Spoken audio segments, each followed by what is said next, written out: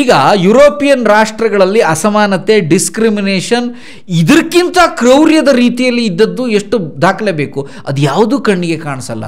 ಅದರ ಅರ್ಥ ಏನು ಅಂತಂದರೆ, ಈ ರೀತಿಯ ಅಪಕ್ವವಾದಂತಹ ಪ್ರಜ್ಞಾಸ್ಥಿತಿ ಎಲ್ಲ ದೇಶಗಳಲ್ಲೂ ಇರ್ತದೆ. ಇದರ ಅರ್ಥ ಅನ್ಇಕ್ವಾಲಿಟಿಯನ್ನು ಸಪೋರ್ಟ್ ಮಾಡೋದು ಅಂತ ಅಲ್ಲ. ಅದು ತೀರಾ ಕೆಟ್ಟ ಭಾವನೆ, ಅದು ಇರಬಾರ್ದು. ಜಾತಿ ಪದ್ಧತಿ ಇರಬಾರ್ದು, ಅಸಮಾನತೆ ಇರಬಾರ್ದು, ಎಲ್ಲ ಸರಿ, ಕರೆಕ್ಟ್. ಆದರೆ ಭಾರತದಲ್ಲಿ ಮಾತ್ರ ಇತ್ತು ಹೇಳುವಂಥ ವಾದ ಇದೆಯಲ್ಲ, ದಟ್ ಈಸ್ ಕಂಪ್ಲೀಟ್ಲಿ ರಾಂಗ್. ಮೊದಲನೇ ಆಂಗ್ಲೋ ಮೈಸೂರು ಯುದ್ಧದಲ್ಲಿ ಬ್ರಿಟಿಷರನ್ನು ಹೈದರಲ್ಲಿ ಸೋಲಿಸಿದ, ಹೀಗೆ ನಾವು ಓದಿದ್ದು. ಆದರೆ ಹೈದರಲಿ ಸೋಲಿಸುವ ಸುಮಾರು 80 ವರ್ಷ ಮೊದಲೇ ಈ ಕೆಲಸವನ್ನು ಇದೇ ಸೋದೆ ಸದಾಶಿವರಾಯ ಮಾಡಿದ್ದ. ಹೈದರಲಿ ಸೋಲಿಸಿದ್ದು 1767 ಸಂದರ್ಭದಲ್ಲಿ, ಇದು 1680 ಸಂದರ್ಭ. 1680ರಲ್ಲಿ ಬ್ರಿಟಿಷರು ಕಾರವಾರದಲ್ಲಿ ಗಟ್ಟಿ ಆಗಿಬಿಟ್ಟಿದ್ರು. ಅವ್ರದ್ದೇ ಆದ ಸೈನ್ಯ ಇತ್ತು, ಟ್ರೂಪ್ ಇತ್ತು, ಎಲ್ಲ ಪವರ್ಫುಲ್ ಆಗಿದ್ದರು. ತುಂಬ ಪರಾಕ್ರಮಿ ಇಬ್ಬರು. ಒಬ್ಬನು ಸೋದೆ ಸದಾಶಿವರಾಯ, ಇನ್ನೊಬ್ಬಳು ಮಲ್ಲಮ್ಮ. ಇನ್ನೊಬ್ಬ ಪುತ್ರ ಇದ್ದ ಸವಾಯಿ ರಾಮಚಂದ್ರ ನಾಯಕ ಅಂತ. ಒಬ್ಬ ರಾಜ ಸ್ವಾಮಿಗಳ ಜೊತೆ, ಒಬ್ಬ ಪೀಠಾಧಿಪತಿಗಳ ಜೊತೆ ಜಂಟಿ ರಾಜ್ಯಭಾರವನ್ನು ಮಾಡ್ತಾ, ಇದೇ ಶಬ್ದದಲ್ಲಿ ಬರುತ್ತೆ ಶಾಸನದಲ್ಲಿ, ಸದಾಶಿವರಾಯ, ಸೋದೆ ಸದಾಶಿವರಾಯ. ಇವನು ಈ ಇಡೀ ಮನೆತನದಲ್ಲೇ ಸುಪ್ರಸಿದ್ಧ ಪರಾಕ್ರಮಿ, ಸಾಹಿತಿ, ವಿದ್ವಾಂಸ. ಇವನ ಬಗ್ಗೆ ಎಷ್ಟು ಹೆಮ್ಮೆಯಿಂದ ಹೇಳಿದರೂ ಕಡಿಮೆನೆ. ಅಂಥ ಒಬ್ಬ ರಾಜ, ನಿಜವಾದ ಅರ್ಥದಲ್ಲಿ ಕರ್ನಾಟಕ ಮರೆತು ಹೋದ ಮಹಾರಾಜ ಇವನು. ರಘುನಾಥ ನಾಯಕ ಅಂತ ಬರ್ತಾನೆ. 1610ರಿಂದ 1636ರವರೆಗೆ ಆಳ್ವಿಕೆ ಮಾಡಿದ್ದು. ಆ ರಘುನಾಥ ನಾಯಕನ ಒಂದು ಸಮಾಧಿ ಈಗ ಶಿರಸಿಯ ಸಮೀಪ ಬಾಳೂರು ಅಂತ ಒಂದು ಪ್ರದೇಶ ಇದೆ, ಅಲ್ಲಿ ಅವನ ಸಮಾಧಿ ಇದೆ. ಅದರ ಮೇಲೆ ಬರ್ಕೊಂಡಿದೆ ರಘುರಾಯರ ಸಮಾಧಿ ಅಂತ. ಅದು ಹಾಳು ಬಿದ್ದುಕೊಂಡಿದೆ, ಆ ಪ್ರದೇಶ ಹಾಳು ಬಿದ್ದುಕೊಂಡಿದೆ. ಅದಕ್ಕೊಂದು ನೂತನತೆಯ ಸ್ಪರ್ಶ ಇಲ್ಲ. ಅದನ್ನು ಜೀರ್ಣೋದ್ಧಾರ ಮಾಡಿ ಎಲ್ಲ ಮಾಡುವ ಯೋಚನೆ ಇದೆ, ಗೊತ್ತಿಲ್ಲ ಅದು ಯೋಜನೆಯಾಗಿ ಯಾವಾಗ ಮಾರ್ಪಾಡಾಗತ್ತೆ ಅಂತ. ಯೋಚನೆಯಂತೂ ಇದೆ, ಅವನ ಸಮಾಧಿ ಇದೆ. ಸೊ ರಘುನಾಥ ನಾಯಕ ಅಂತ ಅವನ ನಂತರ ಬರ್ತಾನೆ 3ನೇ ರಾಜ. 4ನೇ ರಾಜ ಬಂದದ್ದು ಮಧುಲಿಂಗ ನಾಯಕ ಅಂತ. ಮಧುಲಿಂಗ ನಾಯಕ 1636ರಿಂದ 1660ರವರೆಗೆ ಆತ, 60-61ರವರೆಗೆ ಆತ ಆಳ್ವಿಕೆ ಮಾಡ್ದ ಮಧುಲಿಂಗ ನಾಯಕ. ಈ ಮಧುಲಿಂಗ ನಾಯಕ ಯಾರು ಗೊತ್ತೇ? ಇವನ ಪರಿಚಯ ಇಲ್ಲ ಯಾರಿಗೂ. ಸರ್, ನಾವು ಆಲ್ರೆಡಿ 4ನೇ ರಾಜರ ಇತಿಹಾಸವನ್ನು ಮುಗಿಸಿ ಮುಂದೋಗ್ತಾ ಇದ್ದೀವಿ. 4ನೇದಕ್ಕೆ ಬಂದಿದ್ದೇವೆ. ನನಗೊಂದು ಚಿಕ್ಕ ಡೌಟ್ ಇದೆ. ಇಷ್ಟು ಜನ ರಾಜರುಗಳಲ್ಲಿ ತಮ್ಮ ಸಂಸ್ಥಾನವನ್ನು ಎಕ್ಸ್ಟೆನ್ಷನ್ ಯಾರು ಮಾಡಲಿಲ್ವೇ? ಖಂಡಿತ. ಅಥವಾ ಇಷ್ಟಕ್ಕೆ ಸೀಮಿತ ಆಗೋದ್ರ ಇವರ ಒಂದು ಆಡಳಿತ ಪ್ರದೇಶನ? ಶಿರಸಿ ಮತ್ತು ಸೋಂದ ಸುತ್ತಮುತ್ತ ಪ್ರದೇಶಕ್ಕೆ ಸೀಮಿತನಾ? ಇಲ್ಲ, ಅಲ್ಲಿ ಎಕ್ಸ್ಟೆಂಡ್ ಮಾಡುವ ಪ್ರಯತ್ನಗಳು ಸೀಮಿತ ವಲಯದಲ್ಲಿದ್ದವು. ಈಗ ಸ್ವತಂತ್ರ ರಾಜರು ಜಿಲ್ಲೆಯಿಂದ ಜಿಲ್ಲೆಗೆ ಅಥವಾ ರಾಜ್ಯದಿಂದ ರಾಜ್ಯಕ್ಕೆ ಎಕ್ಸ್ಟೆಂಡ್ ಮಾಡ್ತಾಯಿದ್ರು. ಸ್ವತಂತ್ರ ರಾಜ್ಯರು, ಈಗ ಉದಾಹರಣೆಗೆ ಚಾಲುಕ್ಯರು, ರಾಷ್ಟ್ರಕೂಟರು, ಇವರು ಮಹಾರಾಷ್ಟ್ರ, ತಮಿಳುನಾಡು, ಆಂಧ್ರ ಇಲ್ಲೆಲ್ಲ ಎಕ್ಸ್ಟೆಂಡ್ ಮಾಡಿದ್ರಲ್ವಾ, ಅದೆಲ್ಲ ನಮಗೆ ಸಿಗತ್ತೆ. ಇವರು ಎಕ್ಸ್ಟೆನ್ಷನ್ ಅಂತ ಬಂದಾಗ ಅಷ್ಟೆಲ್ಲ ವಿಸ್ತಾರಕ್ಕೆ ಹೋಗಲಿಲ್ಲ, ಯಾಕೆಂದರೆ ಅವ್ರ ಸಾಮರ್ಥ್ಯ ಅಷ್ಟು ಇರಲಿಲ್ಲ. ಒಂದು ಪುಟ್ಟ ಸೈನ್ಯ ಇತ್ತು, ಅಷ್ಟು ದೊಡ್ಡ ಯೋಚನೆ ಮಾಡುವಷ್ಟು ಸಾಮರ್ಥ್ಯ ಇರಲಿಲ್ಲ ಅವರಲ್ಲಿ. ಇಲ್ಲೇ ಒಂದೇ ಜಿಲ್ಲೆಯಲ್ಲಿ ಒಂದು 2-3 ಮನೆತನಗಳಿದ್ವಲ್ಲ, ಅವರೇ ಎಕ್ಸ್ಟೆನ್ಷನ್ ಅಲ್ಲಲ್ಲೇ ಮಾಡ್ಕೋತಾ ಇದ್ರು. ಒಂದು ತಾಲೂಕಿಂದ ತಾಲೂಕಿಗೆ ಎಕ್ಸ್ಟೆನ್ಷನ್. ಈಗ ಉದಾಹರಣೆಗೆ ಬರ್ತದೆ, ಅದು ಕೂಡ ಬರ್ತದೆ. ಘಟ್ಟದ ಮೇಲೆ ಮಾತ್ರ ಸೀಮಿತವಾಗಿದ್ದ ಈ ಸೋದೆ ಅರಸರ ಸೀಮೆಯನ್ನು ಘಟ್ಟದ ಕೆಳಗೆ ವಿಸ್ತರಿಸಿದ್ದು ಇದೇ ಮಧುಲಿಂಗ ನಾಯಕ. ಈಗ ನಾವು 4ನೇ ರಾಜ್ಯದಲ್ಲಿದ್ದನಲ್ಲ, ಇದೇ ಮಧುಲಿಂಗ ನಾಯಕ ಅದರ ವಿಸ್ತರಣೆಯನ್ನು ಮಾಡ್ತಾನೆ. ಉದಾಹರಣೆಗೆ ಅಂಕೋಲ, ಕಾರವಾರ ಈ ಎಲ್ಲ ಪ್ರದೇಶ ಬಂತು, ಅದು ಘಟ್ಟದ ಕೆಳಗಿತ್ತು, ಅದು ಇವ್ರ ಕೈಯಲ್ಲಿ ಇರಲಿಲ್ಲ, ಅಲ್ಲಿವರೆಗೆ ವಿಸ್ತರಣೆ ಮಾಡ್ದ. ಅವರಿಗೆ ಪರಸ್ಪರ ಸಂಘರ್ಷ ಆಗ್ತಾ ಇತ್ತು. ಅಲ್ಲೇ ಒಂದೇ ಜಿಲ್ಲೆಯಲ್ಲಿ ಇದ್ದ ರಾಜರಿಗೆ ಪರಸ್ಪರ ಸಂಘರ್ಷ ಆಗ್ತಾ ಇತ್ತು. ಸಂಘರ್ಷಕ್ಕೆ ಕಾರಣ ಇದೇ ಸೀಮೆ ವ್ಯವಹಾರ, ಇದು ನಂದು ಅಂತ. ಆ ಕಾಲದಲ್ಲಿ ಸಹಜ, ಅದು ಸಾಮಾನ್ಯ ಸಂಗತಿ. ಅವರ ಅಸ್ತಿತ್ವ ಇದ್ದದ್ದೇ ಅದರ ಮೇಲೆ ಅಲ್ವಾ, ರಾಜ್ಯ ವಿಸ್ತರಣೆಯೇ ಅವರ ಅಸ್ತಿತ್ವ. ಹೀಗಾಗಿ ವಿಸ್ತರಣೆ ಆಗ್ತಾ ಇತ್ತು, ಇದು ಉತ್ತರ. ಆದರೆ ಸೀಮಿತ ವ್ಯಾಪ್ತಿಯಲ್ಲಿ ಆಗ್ತಾ ಇತ್ತು, ತುಂಬ ದೊಡ್ಡ ವ್ಯಾಪ್ತಿಯಲ್ಲಿ ಆಗ್ತಾ ಇರಲಿಲ್ಲ, ತುಂಬ ಸೀಮಿತ ವ್ಯಾಪ್ತಿಯಲ್ಲಿ ಆಗ್ತಾ ಇತ್ತು. ಈಗ ನಾನು ಮಧುಲಿಂಗ ನಾಯಕನ ಬಗ್ಗೆ ಹೇಳ್ತಾ ಇದ್ದೆ. ಮಧುಲಿಂಗ ನಾಯಕ ಯಾರು ಗೊತ್ತಾ? ಇದೇ ಬೆಳವಡಿ ಮಲ್ಲಮ್ಮಳ ತಂದೆ ಮಧುಲಿಂಗ ನಾಯಕ. ಮಧುಲಿಂಗ ನಾಯಕನ ಪುತ್ರಿ ಮಲ್ಲಮ್ಮ. ಇವನಿಗೆ 4 ಜನ ಮಕ್ಕಳು. ಅದರಲ್ಲಿ ಇಬ್ಬರು ತುಂಬ ಪರಾಕ್ರಮಿ ಇಬ್ಬರು. ಒಬ್ಬನು ಸೋದೆ ಸದಾಶಿವರಾಯ, ಇನ್ನೊಬ್ಬಳು ಮಲ್ಲಮ್ಮ. ಇನ್ನೊಬ್ಬ ಪುತ್ರ ಇದ್ದ ಸವಾಯಿ ರಾಮಚಂದ್ರ ನಾಯಕ ಅಂತ. ಅವನು ತುಂಬ ಸವಾಯಿ ರಾಮಚಂದ್ರ ನಾಯಕ ಧಾರ್ಮಿಕ ವ್ಯಕ್ತಿ. ಅವನು ಯುದ್ಧ, ಎಕ್ಸ್ಟೆನ್ಷನ್ನು ಅದರ ಬಗ್ಗೆ ಎಲ್ಲ ಯೋಚನೆ ಮಾಡಿದ ರಾಜ ಆಗಿರಲಿಲ್ಲ. ತನ್ನ ಪ್ರಜೆಗಳು ಸುಖ ಸಂತೋಷದಿಂದ ನೆಮ್ಮದಿಯಿಂದ ಚೆನ್ನಾಗಿದ್ದರೆ ಸಾಕಪ್ಪ, ದೇವರಲ್ಲಿ ಮೊರೆ ಹೋಗ್ತಾ ಇದ್ದ ವ್ಯಕ್ತಿ. ಅವನ ಕಾಲದಲ್ಲಿ ಒಂದು ಪ್ರಸಂಗ ಆಗ್ತದೆ, ಅದನ್ನು ಉಲ್ಲೇಖ ಮಾಡಬೇಕು. ಅವನು ಎಷ್ಟರ ಮಟ್ಟಿಗೆ ಧಾರ್ಮಿಕ ವ್ಯಕ್ತಿ ಆಗಿದ್ದ ಹೇಳೋದಕ್ಕೆ ದಾಖಲೆ ಕೊಡೋದು ನಾನು. ಈಗಿನ ಸ್ವರ್ಣವಲ್ಲಿ ಮಠ ಇದೆಯಲ್ಲ, ಸ್ವರ್ಣವಲ್ಲಿ ಮಠದ ನರಸಿಂಹ ಗುಡಿ ಇದೆ. ಆ ನರಸಿಂಹ ಗುಡಿಯ ಎದುರಿಗೆ ಬಲಭಾಗದಲ್ಲಿ ಒಂದು ಶಾಸನ ಇದೆ, ಶಿಲಾಶಾಸನ ಇದೆ.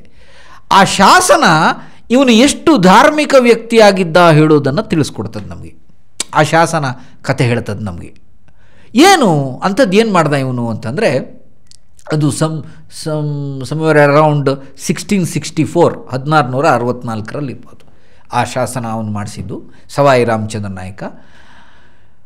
ತನ್ನ ಸಾಮ್ರಾಜ್ಯದ ಪ್ರಜೆಗಳಿಗೆ ಯಾವ ತೊಂದರೆಯೂ ಬರಬಾರ್ದು, ಅವರಿಗೆಲ್ಲ ಆಯುಷ್ಯ, ಆರೋಗ್ಯ ಇವುಗಳನ್ನೆಲ್ಲ ಕೊಟ್ಟು ಚೆನ್ನಾಗಿಡಬೇಕು ಅವ್ರನ್ನ ಅಂತ ಅಲ್ಲಿ ಒಂದು ಮಹಾಯಜ್ಞವನ್ನು ಮಾಡಿಸ್ತಾನೆ ಅವನು ಸ್ವರ್ಣವಲ್ಲಿ ಮಠದಲ್ಲಿ. ಅದು ಕಾಶಿ ಕ್ಷೇತ್ರದಿಂದ, ಉತ್ತರದ ಕಾಶಿ ಕ್ಷೇತ್ರದಿಂದ ವಿಶ್ವಪತಿ ಭಟ್ಟರು ಹೇಳುವಂಥ ಒಬ್ಬ ಶ್ರೌತಿ ಅವರನ್ನು ಕರೆಯಿಸಿ ಅವರ ನೇತೃತ್ವದಲ್ಲಿ ಆಗಿನ ಸ್ವರ್ಣವಲ್ಲಿ ಮಠದ ಸರ್ವಜ್ಞೇಂದ್ರ ಸರಸ್ವತಿ ಸ್ವಾಮಿಗಳು ಅವರನ್ನು ಅವರ ಒಂದು ಸಾನ್ನಿಧ್ಯದಲ್ಲಿ ಮಹಾಯಜ್ಞವೊಂದನ್ನು ಮಾಡಿಸಿದ. ಇದೇ ಸವಾಯಿ ರಾಮಚಂದ್ರ ನಾಯಕ. ಜೊತೆಗೆ ಸ್ವಾಮಿಗಳ ಜೊತೆ ಜಂಟಿ ಆಡಳಿತ ಮಾಡಿದ ಉಲ್ಲೇಖ ಕೂಡ ಸಿಗ್ತದೆ. ಅಂದರೆ ಸ್ವಾಮಿಗಳು ರಾಜರ ಈಕ್ವಲ್ ಇದ್ರು ಆಗ. ಯೋಚನೆ ಮಾಡಬೇಕು ನೋಡಿ, ಎಂಥ ಅಪೂರ್ವ ಸಂಗತಿ ಇದು.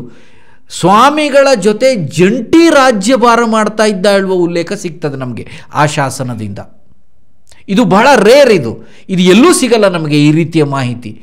ಒಬ್ಬ ರಾಜ ಸ್ವಾಮಿಗಳ ಜೊತೆ, ಒಬ್ಬ ಪೀಠಾಧಿಪತಿಗಳ ಜೊತೆ ಜಂಟಿ ರಾಜ್ಯಭಾರವನ್ನು ಮಾಡ್ತಾ, ಇದೇ ಶಬ್ದದಲ್ಲಿ ಬರುತ್ತೆ ಶಾಸನದಲ್ಲಿ, ಜಂಟಿ ರಾಜ್ಯಭಾರ ಮಾಡ್ತಾ ಇದ್ದ.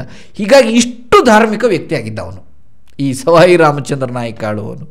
ಸೊ ಅವನು 5ನೇ ರಾಜನಾಗಿ ಬರ್ತಾನೆ.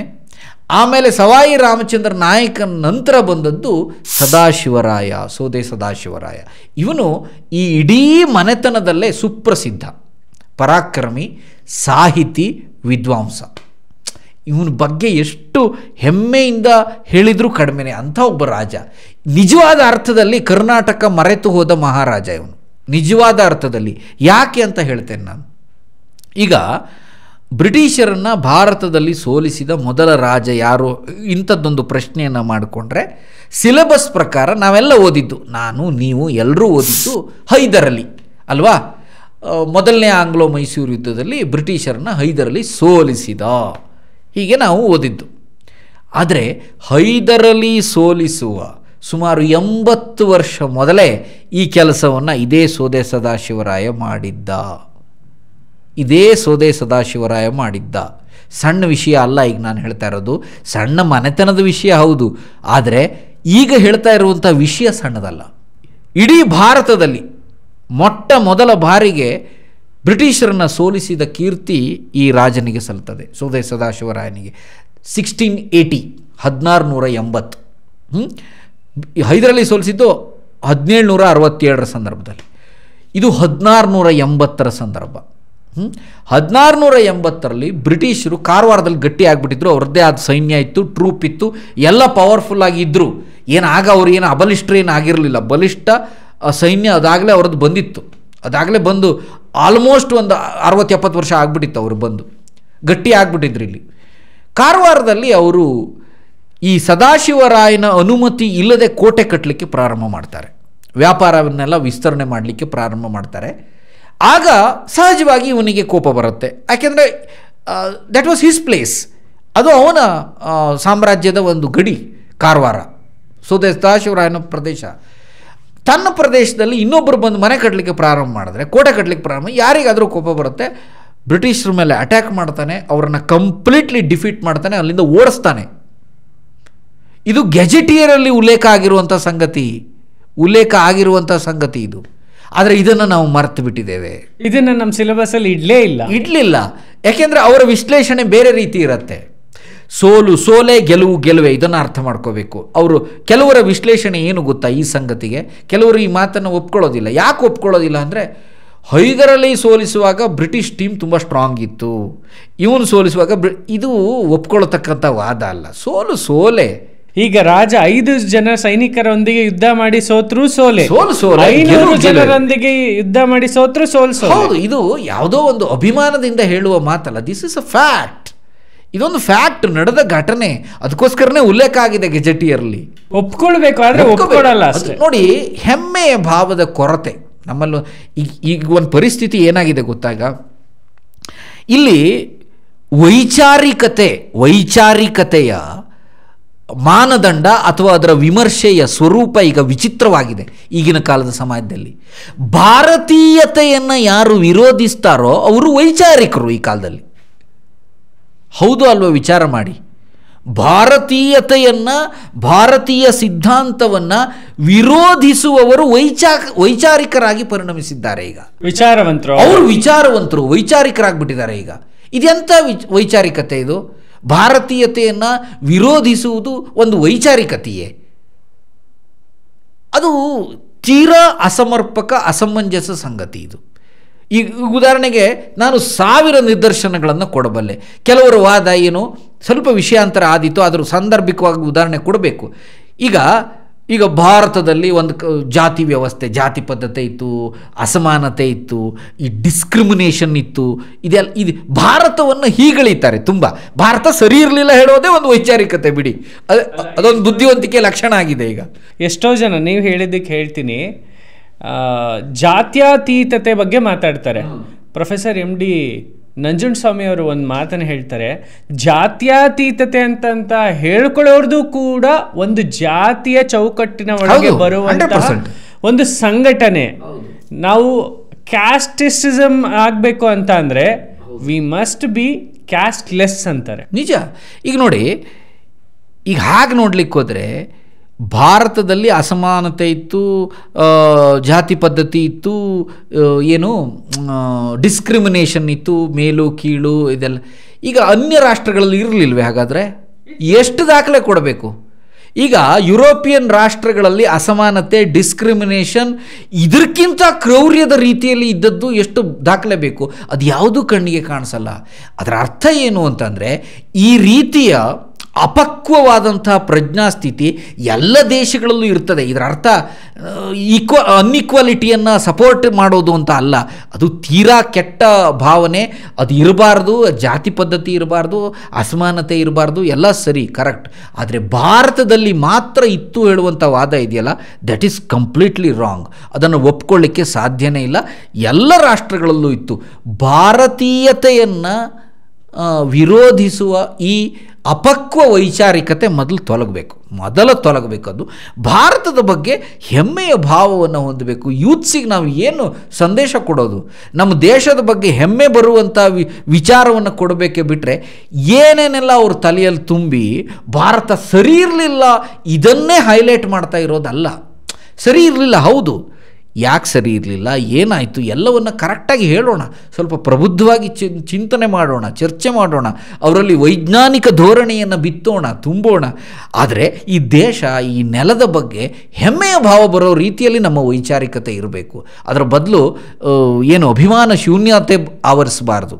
ಈಗ ನಾವು ಇದ್ದದ್ದಲ್ಲಿ ಸೋದೆ ಸದಾಶಿವರಾಯ ಬ್ರಿಟಿಷರನ್ನ ಮೊಟ್ಟ ಮೊದಲ ಬಾರಿಗೆ 1680ರಲ್ಲಿ ಸೋಲಿಸಿದ. ಇವನು ಚತುರ್ಭಾಷಾ ಪಂಡಿತ, 4 ಭಾಷೆಗಳಲ್ಲಿ ಪಂಡಿತ. ಆ ಕಾಲದಲ್ಲೇ 21 ಪುಸ್ತಕಗಳನ್ನು ಬರೆದಿದ್ದ ಆತ. ಕನ್ನಡ, ಸಂಸ್ಕೃತ, ಮರಾಠಿ, ಉರ್ದು ಈ 4 ಭಾಷೆಯಲ್ಲಿ ಅಸ್ಖಲಿತವಾಗಿ ಪಾಂಡಿತ್ಯವನ್ನು ಗಳಿಸಿದ್ದಂಥ ಒಬ್ಬ ಮೇರು ರಾಜ ಸೋದೆ ಸದಾಶಿವರಾಯ. 1678ರಿಂದ 1718ರವರೆಗೆ ಆಳ್ವಿಕೆ ಮಾಡಿದಂಥ ಒಬ್ಬ ರಾಜ. ಇಂಥ ರಾಜ ಬೆಳವಡಿ ಮಲ್ಲಮ್ಮಳ ಅಣ್ಣ. 2 ವರ್ಷ ಅವರಿಬ್ಬರ ಮಧ್ಯೆ ಅಂತರ. ಅವಳಿಗಿಂತ 2 ವರ್ಷ ದೊಡ್ಡವನಿವನು. ಇಬ್ಬರು ಆಗಸ್ಟ್ ತಿಂಗಳಲ್ಲೇ ಹುಟ್ಟಿದ್ದು. 2 ವರ್ಷ ಅವರಿಬ್ಬರ ಮಧ್ಯೆ ಅಂತರ ಇದೆ. ಒಟ್ಟಿಗೆ ಪಾಠಶಾಲೆಗೆ ಹೋಗ್ತಾ ಇದ್ದರಂತೆ ಅವರಿಬ್ಬರು. ಅದೆಲ್ಲ ಸಿಗತ್ತೆ ನಮಗೆ ಸೋದೆ ಅರಸರ ದಾಖಲೆಗಳಲ್ಲಿ. ಇಲ್ಲೂ ಕೂಡ ಒಂದು ಬ್ಯೂಟಿಫುಲ್ ಮೆಸೇಜ್ ಇದೆ ನೋಡಿ, ಹೇಳ್ತೇನೆ. ಇವರಿಬ್ಬರು ಸಾಮಾನ್ಯರಲ್ಲಿ ಸಾಮಾನ್ಯರಾಗಿ ಪಾಠಶಾಲೆಗೆ ಹೋಗ್ತಾಯಿದ್ರು. ಇವರಿಬ್ಬರು ರಾಜಕುಮಾರರು, ರಾಜಕುಮಾರಿ, ಇವರಿಗೆ ವಿಶೇಷ ಅಭ್ಯಾಸ ಆ ಥರ ಏನೂ ಇರಲಿಲ್ಲ. ಸೋದೆಯಲ್ಲಿ ಒಂದು ಮಹಾಪಾಠಶಾಲೆ ಇತ್ತು. ಈಗ ಅದರ ಅವಶೇಷ ಮಾತ್ರ ಸಿಗತ್ತೆ, ನಮಗೆ ಕಾಣುತ್ತೆ. ಮತ್ತು ಸಾಹಿತ್ಯಿಕ ಆಧಾರಗಳಲ್ಲಿ ಅದರ ಬಗ್ಗೆ ಉಲ್ಲೇಖ ಸಿಗತ್ತೆ. ಆ ಮಹಾಪಾಠಶಾಲೆಯಲ್ಲಿ ಎಲ್ಲ ಜಾತಿಯವರಿಗೂ ಇಂತಿಷ್ಟು ಸೀಟುಗಳು ಅಂತ ಮೀಸಲಾತಿ ಇತ್ತು. ಏನು ಬ್ಯೂಟಿ ಇದೆ ನೋಡಿ ಇಲ್ಲಿ. ಇಂತಿಂಥ ಜಾತಿಯವರಿಗೆ ಇಷ್ಟಿಷ್ಟು ಸೀಟುಗಳು ಸಮಾನವಾಗಿ ಕೊಟ್ಟಿದ್ರು. ಮತ್ತು ಅವ್ರಿಗೆ ಇಷ್ಟು ಪರ್ಸೆಂಟೇಜ್, ಇವ್ರಿಗೆ ಇಷ್ಟು ಪರ್ಸೆಂಟೇಜ್ ಅಲ್ಲ.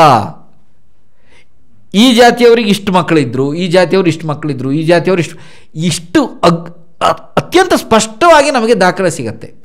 ಎಲ್ಲ ಜಾತಿಯವರು ಒಂದೇ ಪಾಠಶಾಲೆಯಲ್ಲಿ ಓದ್ತಾಯಿದ್ರು. ಅದೇ ಪಾಠಶಾಲೆಯಲ್ಲಿ ಈ ರಾಜ್ಕುಮಾರಿ ಕೂಡ ಓದ್ತಾಯಿದ್ರು, ಸದಾಶಿವರಾಯ ಮತ್ತು ಮಲ್ಲಮ್ಮ. ಅದರಲ್ಲಿ ಮಲ್ಲಮ್ಮ ಪ್ರತಿಭಾವಂತಳಾಗಿದ್ಲು ಅಂತ ಬರುತ್ತೆ. ಅವರಿಗೆ ಯಾರು ಪಾಠ ಮಾಡಿದ್ರೋ ಅವರ ಹೆಸರು ಕೂಡ ಸಿಗತ್ತೆ, ಶಿಕ್ಷಕರ ಹೆಸರು ಕೂಡ ಸಿಗತ್ತೆ, ಎಲ್ಲ ದಾಖಲೆಗಳು ಸಿಗತ್ತೆ ನಮಗೆ. ಹೀಗಾಗಿ ಆಶು ಕವಿಗಳಾಗಿದ್ದರು ಇಬ್ಬರು, ಅಣ್ಣ ತಂಗಿ ಇಬ್ಬರು ಆಶು ಕವಿಗಳಾಗಿದ್ದರು. ಆಶು ಕವಿಗಳು ಅಂದರೆ, ಈಗ ನಾನು ನಿಮಗೊಂದು ವಿಷಯ ಕೊಟ್ಟರೆ ಆನ್ ದಿ ಸ್ಪಾಟ್ ಈಗಲೇ ನನ್ನ ಎದುರಿಗೆ ನಾನು ಕೊಟ್ಟ ವಿಷಯದ ಮೇಲೆ ಒಂದು ಕವಿತೆಯನ್ನು ರೆಡಿ ಮಾಡಿಕೊಟ್ರೆ ಆಶು ಕವಿ ನೀವು ಆಶು ಕವಿ ಆಗ್ತೀರಿ. ಅಂಥ ಆಶು ಕವಿತ್ವವನ್ನು ಅವರು ಸಿದ್ಧಿಸಿಕೊಂಡಿದ್ದರು ಇಬ್ಬರು. ಅದು 4 ಭಾಷೆಗಳಲ್ಲಿ, 4 ಭಾಷೆಗಳಲ್ಲಿ ಆಶು ಕವಿತ್ವವನ್ನು ಸ್ಥಾಪಿಸಿಕೊಂಡವರು. ತಂದೆಯಿಂದ ಬಂದ ಬಳುವಳಿ. ತಂದೆ ಆ ರೀತಿಯ ಏನು ವಿದ್ವಾಂಸ ಆಗಿರಲಿಲ್ಲ, ಆತ ವೀರನಾಗಿದ್ದ, ವಿದ್ವಾಂಸನಾಗಿರಲಿಲ್ಲ ಆತ. ಇವರು ಸೋದೆಯ ಅರಸೊತ್ತಿಗೆಯಲ್ಲೇ ವಿದ್ವಾಂಸ ರಾಜ ಅಂದರೆ ಇವನೊಬ್ಬನೇ. ಬೇರೆ ಯಾರಲ್ಲೂ ನಾವು ಈ ಮಟ್ಟದ ವಿದ್ವತ್ತು ಕಾಣಲ್ಲ. ವೀರತನ ಕಾಣುತ್ತೆ, ಶೂರತನ ಕಾಣುತ್ತೆ. ವಿದ್ವತ್ತು ಅಂತ ಬಂದಾಗ ಇವನಲ್ಲೇ ಕಾಣೋದು ನಾವು. ಸದಾಶಿವರಾಯ ಮತ್ತು ಮಲ್ಲಮ್ಮ ಇಬ್ಬರಲ್ಲೇ ಕಾಣೋದು. ಇಬ್ಬರು ಅಷ್ಟು ಅದ್ಭುತ ಸಾಹಿತಿಗಳಾಗಿದ್ದರು, ಬರಹಗಾರರಾಗಿದ್ದರು. ಆದರೆ ಇತಿಹಾಸ ನೋಡಿ ಏನು ಹೇಳುತ್ತೆ, ತಂದೆ ಹೆಸರನ್ನು ಹೇಳಿಕೊಂಡು ಮಕ್ಕಳು ನನ್ನ ತಂದೆ ಇಂಥವನು ಅಂತ ಗರ್ವ ಪಡಬೇಕು. ಆದರೆ ಸೋಂದಾ ಇತಿಹಾಸದಲ್ಲಿ ಮಗಳ ಹೆಸರನ್ನ ಹೇಳಿ ತಂದೆ ಗರ್ವ ಪಡುವಂಥ ಒಂದು ಸಂದರ್ಭ ಸೃಷ್ಟಿಯಾಗಿದೆ. ನಿಜ. ಅಂದರೆ ಅಂಥ ಒಬ್ಬ ಹೆಣ್ಣು ಮಗಳನ್ನು ಕೊಟ್ಟಂಥ ನಾಡು ನಮ್ಮದು ಹೇಳುವಂಥದ್ದು ನಮಗೆಲ್ಲರೂ ತುಂಬ ಹೆಮ್ಮೆ ಇದೆ. ಮಲ್ಲಮ್ಮಳ ವಿಷಯದಲ್ಲಿ ಎಲ್ಲೋ ಒಂದು ಕಡೆ ಬೇಸರನೂ ಇದೆ. ಬೇಸರ ಯಾಕೆ ಗೊತ್ತಾ? ಅವಳ ನೆನಪಿಗೋಸ್ಕರ ಹುಟ್ಟಿದ ನೆಲದಲ್ಲಿ ಏನೂ ಇಲ್ವಲ್ಲ, ಇದು ಬೇಸರ. ಈ ನಮ್ಮ ಉತ್ತರ ಕನ್ನಡ ಜಿಲ್ಲೆಯಲ್ಲಿ ಶಿರ್ಸಿ ಭಾಗದಲ್ಲಿ ಅಥವಾ ಸೋದೆ ಭಾಗದಲ್ಲಿ ಅವಳ ನೆನಪಿಗೋಸ್ಕರ ಅಥವಾ ಸದಾಶಿವರಾಯನ ನೆನಪಿಗೋಸ್ಕರ ಏನೂ ಮಾಡಿಲ್ಲ. ಅದರ ಪ್ರಯತ್ನ ಆಗ್ತಾ ಇದೆ, ಏನೂ ಆಗಿಲ್ಲ ಇನ್ನು. ಅದೇ ಬೆಳವಡಿಗೆ ಹೋಗಿ ನೀವು ಎಲ್ಲಿ ನೋಡಿದ್ರೂ ಒಂದು ಪುತ್ಥಳಿ ಕಾಣುತ್ತೆ. ಯಾಕೆ ಹೇಳ್ತಾ ಇದ್ದೇನೆ ಅಂದರೆ, ಸುಮ್ಮನೆ ನಾವು ಬುದ್ಧಿವಂತರ ಜಿಲ್ಲೆ, ಪ್ರತಿಭಾವಂತರ ಜಿಲ್ಲೆ ಅಂತ ಕರ್ಕೊಳ್ಳೋದ್ರಲ್ಲಿ ಇಲ್ಲ, ಅದನ್ನು ಆಚರಣೆಗೆ ತರೋದ್ರಲ್ಲಿದೆ. ಬೆಳವಡಿಯಲ್ಲಿ ಎಷ್ಟು ಮುಗ್ಧರು. ನನಗೆ ಬೆಳವಡಿ ಪ್ರಾಂತ್ಯ ತುಂಬ ಇಷ್ಟ ಆಗೋದು ಯಾಕೆ ಕೇಳಿದ್ರೆ ಅವರ ಮುಗ್ಧತೆ, ಅವರ ಅಭಿಮಾನ, ಇತಿಹಾಸದೆಡೆಗಿನ ಎಂಥ ಅಭಿಮಾನ ಇದೆ ಅವರಲ್ಲಿ. ಒಂದು ಉದಾಹರಣೆ ಹೇಳ್ತೇನೆ ನಾನು. ಪ್ರತಿ ವರ್ಷ February 28 most probably date fix ಆಗಿಬಿಟ್ಟಿದೆ. ಅದೇ ಡೇಟಲ್ಲೇ ಮಾಡ್ತಾರೆ ಅವರು. ಬೆಳವಡಿ ಉತ್ಸವ ಅಂತ ಮಾಡ್ತಾರೆ. ಬೆಳವಡಿ ಮಲ್ಲಮ್ಮ ಉತ್ಸವ ಅಂತಲೇ ಮಾಡ್ತಾರೆ ಅವರು. 40,000 to 50,000 ಜನ ಸೇರ್ತಾರೆ. 40,000 to 50,000 ಜನ ಸೇರ್ತಾರೆ. ಆಲ್ಮೋಸ್ಟ್ ಪ್ರತಿ ವರ್ಷ ನಾನು ಹೋಗ್ತೇನೆ ಅಲ್ಲಿ. ಇವಳ ಮಲ್ಲಮ್ಮಳ ತವರು ಮನೆಯ ಪ್ರತಿನಿಧಿಯಾಗಿ ಹೋಗ್ತೇವೆ ನಾವು, ಕೆಲವರು ಜನ ಹೋಗ್ತೇವೆ ಅಲ್ಲಿ ಆ ಉತ್ಸವಕ್ಕೆ. ಈಗಲೇ ಒಂದು 2-3 ವರ್ಷ ಆಯಿತು ಹೋಗದೆ. ಅನೇಕ ಉತ್ಸವಗಳಲ್ಲಿ ಪಾರ್ಟಿಸಿಪೇಟ್ ಮಾಡಿದ್ದೇವೆ. ಅವರು ಅಭಿಮಾನ ಎಷ್ಟು ಇಟ್ಕೊಂಡಿದ್ದಾರೆ ಈ ಪ್ರದೇಶದ ಬಗ್ಗೆ, ಮಲ್ಲಮ್ಮಳ ತವರು ಮನೆ ಪ್ರದೇಶದ ಬಗ್ಗೆ ಅಂತಂದರೆ, ಅಲ್ಲಿಂದ ಒಂದಷ್ಟು ಜನ ಬರ್ತಾರೆ ಉತ್ಸವದಕ್ಕಿಂತ ಮೊದಲು, ಒಂದು ದಿನ ಮೊದಲು ಇಲ್ಲಿಗೆ ಬಂದು ಇಲ್ಲಿನ ಎಲ್ಲ ಮಠಗಳಿಗೂ ಹೋಗಿ ಅಲ್ಲಿ ದೀಪವನ್ನು ಬೆಳಗಿಸಿ, ದೀಪವನ್ನು ಮೆರವಣಿಗೆಯಲ್ಲಿ ತಗೊಂಡು ಹೋಗಿ ಅದೇ ದೀಪದಲ್ಲಿ ಬೆಳವಡಿ ಮಲ್ಲಮ್ಮ ಉತ್ಸವ ಬೆಳವಡಿಯಲ್ಲಿ ಮಾಡ್ತಾರೆ. ಇದು ಒಂದು ಅಭಿಮಾನ. ಇದು ಏನು ಮೆಸೇಜ್ ಕೊಡುತ್ತೆ ನೋಡಿ, ಯೂತ್ಸಿಗೆ ಎಷ್ಟು ಒಳ್ಳೆಯ ಮೆಸೇಜ್ ಕೊಡುತ್ತೆ ಇದು. ಎಷ್ಟು ಬೇರೆ ಬೇರೆ ಮುಖಗಳಲ್ಲಿ ಒಳ್ಳೆಯ ಮೆಸೇಜ್ಗಳು ಹೋಗುತ್ತೆ ಇದರಿಂದ. ಈ ರೀತಿಯ ಕೆಲಸಗಳಾಗಬೇಕು. ಆವಾಗ ಇತಿಹಾಸಕ್ಕೊಂದು ಬ್ಯೂಟಿ ಬರುತ್ತೆ, ಇತಿಹಾಸಕ್ಕೊಂದು ಹೊಸತನದ ಸ್ಪರ್ಶವನ್ನು ಈ ರೀತಿಯಾಗಿ ಎಲ್ಲ ಕೊಡಬೇಕು ನಾವು.